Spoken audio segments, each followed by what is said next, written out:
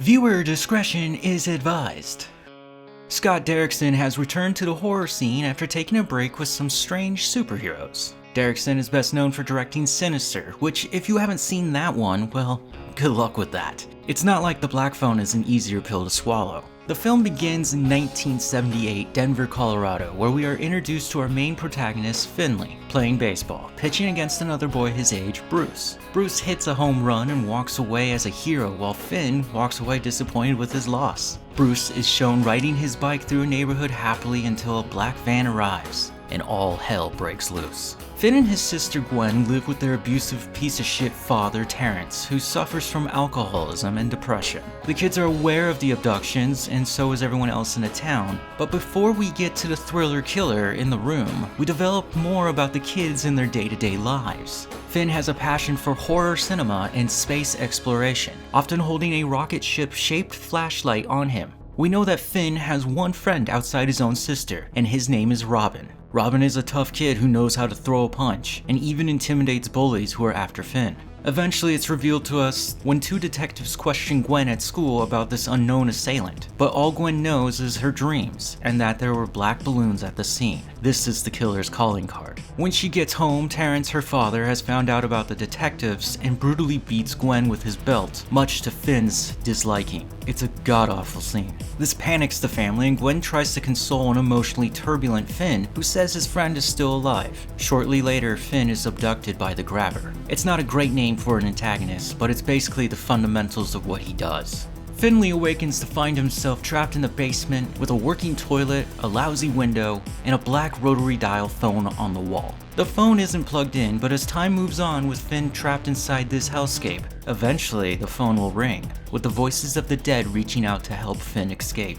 The phone is not the only bizarre thing of supernatural presence within this film, because it also reveals that his sister Gwen has psychic abilities and prays openly to Jesus to find guidance, while she tries to track down Finn's location through interpreting her dreams. The Black Phone is hard to digest at times, and if you're against, and you should be, any child abuse, this film will make you sick. But there are silver linings in the clouds, and Finn's race against time in the Grabber's hands, while Gwen struggles to gain any support from any adults. It makes for a long yet satisfying horror film. This movie is so unique, it stands out against most other horror outings offered today, and definitely doesn't need a sequel. I give this movie a 5 out of 5. There are moments in the darkness of the heart where you feel the impenetrable walls preventing our characters from freedom, and swallow their efforts into the forgotten corners of the Grabber's basement. The fight to win is real, and it got my attention. Like, I kept leaning forward in my seat because I was invested. My back hurts.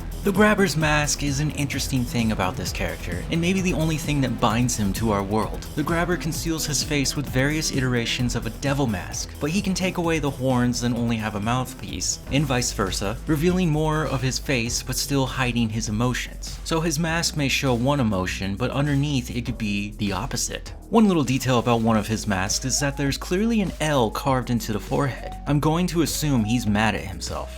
And at the end of the film, Finn fights back and removes the mask, which causes the Grabber to freak out, and he covers his face with his hands. This is one of the few times we actually get to see his face, and this leads to his demise, but we can see he's scared to show his face because he has remorse for his crimes. What's with the black rotary dial phone in the basement? I don't have an answer for that, but we do know that Finley and the Grabber can hear the phone. The Grabber doesn't want to answer the phone, again because he feels remorse for his victims, yet he committed the crime. He even goes as far to say this throwaway line that the phone hasn't rung since he was a child. So this implies to me that something horrible happened to him when he was a kid, and it probably manifested into the Grabber as he got older. What is awesome is that after Finley gets used to the phone ringing, he picks it up and he begins hearing voices. This develops more into Finn actually seeing the ghosts in the room with him, and we can see them in the background upset about their murder. Through the victims, Finley looks for guidance on how to escape. This plan isn't the greatest, but it gives our protagonist many options when the fight for his life comes. Gwen has psychic abilities. Whether that comes from being spiritually religious or when she tries to talk to her dad about it, he tells her a half story about their mother having the same gift that led to her death before the events of the film.